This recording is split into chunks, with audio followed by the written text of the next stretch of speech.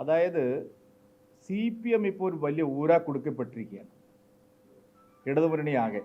അതിനുള്ള കാരണം അവർ നടത്തിയ തെറ്റായ പ്രചരണങ്ങൾ തന്നെയാണ്. അവർ കാടടച്ച് വെടിവെച്ചു. NEP വന്നപ്പോൾ കാടടച്ച് വെടിവെച്ചു, കള്ളപ്രചരണം നടത്തി. ആ പ്രചരണം മത്സരബുദ്ധിയോടെ CPIയും CPM എടുത്തു. ഇപ്പോൾ അവർക്ക് അതിൽ നിന്ന് പുറകോട്ട് പോകാൻ പറ്റാത്ത സ്ഥിതി വന്നു CPIക്ക്. അതാണ് ഉണ്ടായിരിക്കുന്നത്. MOU അണ്ടർസ്റ്റാൻഡിങ് കേന്ദ്രത്തിന് പിന്മാറാൻ സാധിക്കും, സംസ്ഥാനങ്ങൾക്ക് അങ്ങനെ പിന്മാറാൻ സാധിക്കില്ലെന്നാണ് ഞാൻ മനസ്സിലാക്കുന്നത്. പിന്മാറുകയാണെങ്കിൽ അത് പറയണമല്ലോ, വൈകിപ്പിക്കാം, നീട്ടിവെക്കാം. അതൊന്നും നടക്കുന്ന കാര്യമല്ല. വൈകിപ്പിക്കാമായിരിക്കും 2-3 മാസം, പക്ഷേ കേരളം എന്തായാലും ഇത് നടപ്പാക്കേണ്ടി വരും. തെറ്റായ ഒരു കാര്യമല്ലല്ലോ, നടപ്പാക്കുന്നതിൽ എന്താ കുഴപ്പം? നല്ല കാര്യമാണെന്ന് ശിവൻകുട്ടി പറഞ്ഞില്ലേ, എനിക്കൊരു കുഴപ്പവും തോന്നിയില്ലെന്ന് അദ്ദേഹം പറഞ്ഞില്ലേ? നിങ്ങൾ അല്ല, അതിനെന്താണ് മറുപടി പറയേണ്ടതെന്ന് ഞാൻ പറയുന്നില്ല.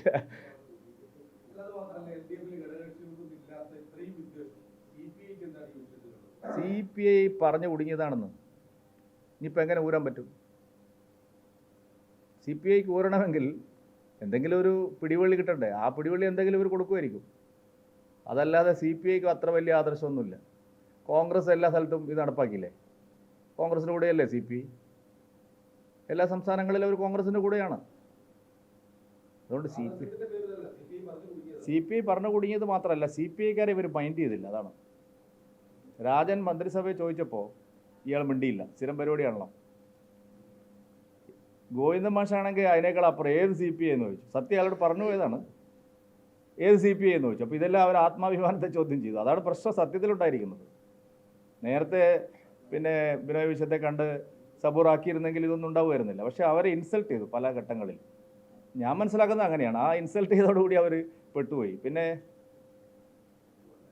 മന്ത്രിസഭാ യോഗത്തിൽ മന്ത്രിമാർ ചോദിച്ചതിന് ഉത്തരം പറയാതെ അതിന് മുമ്പ് ഇന്നിപ്പോൾ വന്നിരിക്കുന്നത് എന്താ, 2024 തന്നെ റാണി ജോർജ് റെഡി അഗ്രീഡ് എന്നാണ് പറഞ്ഞിരിക്കുന്നത്. സമ്മതപത്രം കൊടുത്തിരിക്കുക. ഇപ്പോൾ 2024 കഴിഞ്ഞിട്ട് ഇപ്പോൾ 25 അവസാനമാവാനായില്ലേ? അപ്പോൾ ഇതെല്ലാം ഒരു കള്ളക്കളി നടന്നു എന്നുള്ളൊരു ഫീലിംഗാണ് CPIക്ക്. അത് ആരും അറിയാതെ നടത്തി രക്ഷപ്പെടാനാണ് പിണറായിയും ശിവൻകുട്ടിയും ശ്രമിച്ചത്. പക്ഷേ കേരളത്തിൽ അത് അത്ര എളുപ്പത്തിൽ നടക്കാത്തത് കൊണ്ടാണ് ഇപ്പോൾ പ്രശ്നങ്ങളെല്ലാം ഉണ്ടായത്. അതൊക്കെ ഞാൻ പറഞ്ഞല്ലോ, ഇത് എല്ലാ കാര്യവും ഒരേ ദിവസം തന്നെ. ഇന്ന് ഞാൻ ഇപ്പോൾ ഒരു വിഷയം പറയാനാണ് വന്നത്. നിങ്ങൾ ഭൂമിക്ക് താഴെയുടെ എല്ലാം ഇന്ന് ചോദിക്കണ്ട, ഞാൻ ഇവിടെ തന്നെ ഉണ്ടാവും. അല്ല, അതിന് ഉത്തരം അതേയല്ലേ പറയേണ്ടത്. ഞാനെന്തിനാ, ഞങ്ങൾക്ക് ഒരു ഡീലും ഇല്ല. പിണറായി വിജയന് വല്ലതും എന്ത് ഡീലാണെന്ന് ഞാൻ ചോദിക്കട്ടെ. കോൺഗ്രസ് ഭരിക്കുന്ന എല്ലാ സംസ്ഥാനങ്ങളും ഒപ്പിട്ടത് ഡീലിൻ്റെ അടിസ്ഥാനത്തിലാണോ? നിങ്ങൾ ഒരു കാര്യം പറയുമ്പോൾ മറ്റാരും ചെയ്യാത്തൊരു കാര്യമല്ലല്ലോ.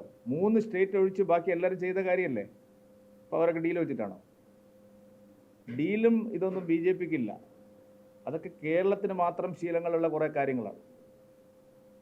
കേന്ദ്രത്തിനിടയിൽ ഒരു ഡീലും നടക്കില്ല.